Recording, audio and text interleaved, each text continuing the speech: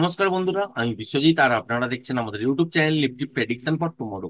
আজ আমরা আলোচনা করব শুধুমাত্র নিফটি নিয়ে এবং দেখে নেব যে বাজারের রেঞ্জ কোথায় দাঁড়াচ্ছে এবং সোমবার দিন কিভাবে আমরা ইন্টারনেট ট্রেডিং সেটআপ প্ল্যান করতে পারি।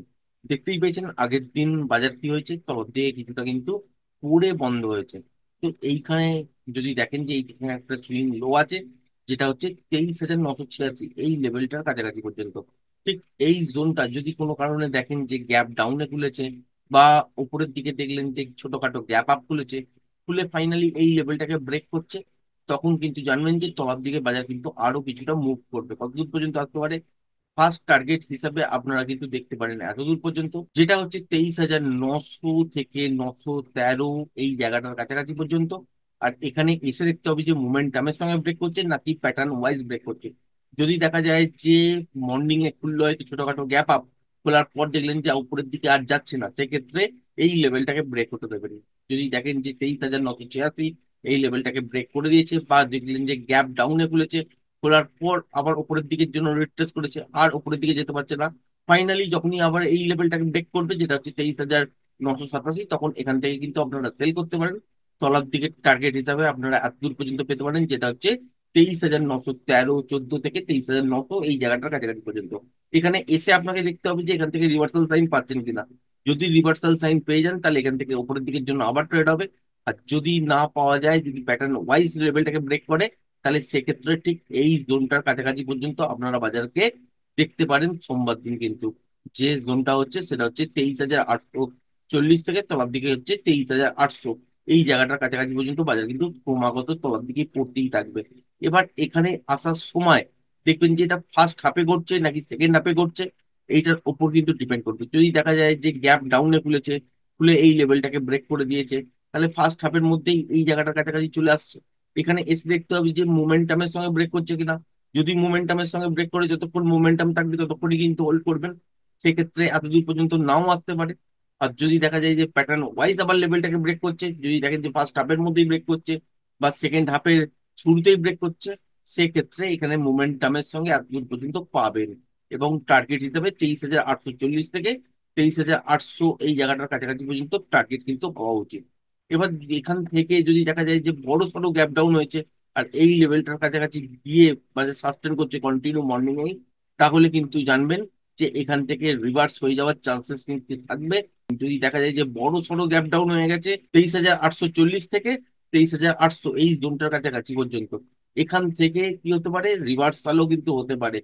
যদি দেখেন যে বড় সড়ো কোনো গ্যাপ ডাউনে বাজার খুলেছে, আর যদি দেখেন যে গ্যাপ ডাউনে খুলেছে কিন্তু বড় সড়ো হয়নি, সেক্ষেত্রে রিটেস্ট হতে দেবেন এবং তারপর যখন এই লেভেলটাকে ব্রেক করবে 23,985, তখন আবার শর্ট করতে পারেন। ফার্স্ট টার্গেট হিসেবে এত দূর রাখবেন। যদি দেখেন যে ফার্স্ট হাফের মধ্যেই ঘটে গেছে ঘটনাটা, সেকেন্ড হাফের শুরুতে বা প্যাটার্ন ওয়াইজ যদি লেভেলটাকে ব্রেক করে, সেক্ষেত্রে এত দূর পর্যন্ত টার্গেট থাকবে। আর যদি মোমেন্টামের সঙ্গে ব্রেক করে, তাহলে যতক্ষণ মোমেন্টাম থাকবে ততক্ষণই কিন্তু আপনারা হোল্ড করতে পারেন। এবার যদি দেখেন যে ফ্ল্যাট খুলেছে, খুলে তলার দিকে কিছুটা এসছে, কিন্তু আর দেখলেন যে 23,984, 85, এই জোনটা ব্রেক করেনি, বা যদি দেখা যায় যে গ্যাপ ডাউনে খুলেছে এই জোনটার কাছাকাছি 23,915, 16, বা 23,900 কাছাকাছি, খোলার পর দেখলেন যে আর তলার দিকে ব্রেক করছে না, সেক্ষেত্রে এখান থেকেও কিন্তু রিভার্সাল সাইন পেলে ওপরের দিকের জন্য আপনারা ট্রেড পাবেন। স্ক্যালপিং ট্রেড বেরোবে ঠিক এই জায়গাটা থেকে, যদি রিভার্সাল সাইন দেখা যায়, এবং টার্গেট হিসাবে উপরের দিকে 23,985, এই জায়গাটার কাছাকাছি পর্যন্ত টার্গেট থাকবে। ফাইনালি যদি দেখেন যে মর্নিং এই যদি ঘটনাটা ঘটে যায়, ফার্স্ট হাফের মধ্যে যদি দেখলেন যে এই লেভেলটাকে মোমেন্টামের সঙ্গে ব্রেক করছে, তাহলে যতক্ষণ মোমেন্টাম থাকবে ততক্ষণ কিন্তু হোল্ড করবেন। আর মোমেন্টাম যেখানে গিয়ে লস হবে সেখানে গিয়ে একবার এক্সিট হয়ে যাবেন। আর যদি প্যাটার্ন বানিয়ে এই লেভেলটাকে ব্রেক করে, সেক্ষেত্রে ওপরের দিকের জন্য টার্গেট কিন্তু আপনারা এত দূর পর্যন্ত পেতে পারেন, যেটা হচ্ছে 24,130, এই জায়গাটার কাছাকাছি পর্যন্ত। আবার এটাও হতে পারে যদি দেখলেন যে গ্যাপ আপে করলো, খোলার পর তলার দিকে কিছুটা এলো, আসার পর দেখলেন যে আর এই লেভেলটাকে ব্রেক করছে না, সেক্ষেত্রেও কিন্তু এখান থেকে রিভার্সাল সাইড দেখলে আপনারা ট্রেড ধরতে পারেন। ওপরের দিকে 24,136, এই জায়গাটার কাছাকাছি পর্যন্ত টার্গেট থাকবে। আর এখানে আসার পর আপনাকে দেখতে হবে যে এখান থেকে মোমেন্টামের সঙ্গে এই লেভেলটাকে ব্রেক করছে কিনা। যদি ব্রেক করে, যতক্ষণ মোমেন্টাম থাকবে ততক্ষণ পর্যন্ত হোল্ড করবেন। আর যদি প্যাটার্ন বানিয়ে ব্রেক করে বা সেকেন্ড হাফের শুরুতেই যদি ব্রেক করে, সেক্ষেত্রে আপনারা কিন্তু আবারও লাইভ হাই দেখতে পারেন। সুতরাং বাজার কি করবে, কোন দিকে বাজার আছে, সেটাকে কিন্তু খেয়াল রেখে তবেই কিন্তু সোমবার দিন ট্রেড করতে হবে। এরকমও হতে পারে যে একটা রেঞ্জের মধ্যে গিয়ে বাজার ফেসে গেল, তাহলে কিন্তু সারা দিন কিন্তু ওই রেঞ্জটাতেই কিন্তু বাজার চলতে থাকবে। সুতরাং যদি দেখেন যে ছোটখাটো গ্যাপ ডাউন খুলেছে, খোলার পর এই লেভেলটা বা এই মুভমেন্টটা পর্যন্ত একদম স্ট্রেট হয়তো ফল পেলেন, তারপরে এই লেভেলটাকে ব্রেক করলো, তারপর জিগজ্যাগ ফরমেশন হলো, আস্তে আস্তে দেখলেন যে বাজার এত দূর এলো। কিন্তু যদি অপশানে আপনারা বাই করে থাকেন এবং এই রকম নয়েজি জায়গায় যদি ট্রেড ধরেন, তাহলে কিন্তু অপশন বাইং করে প্রফিট কিন্তু আসবে না। সুতরাং সেই জায়গাটা অ্যাভয়েড করার চেষ্টা করবেন।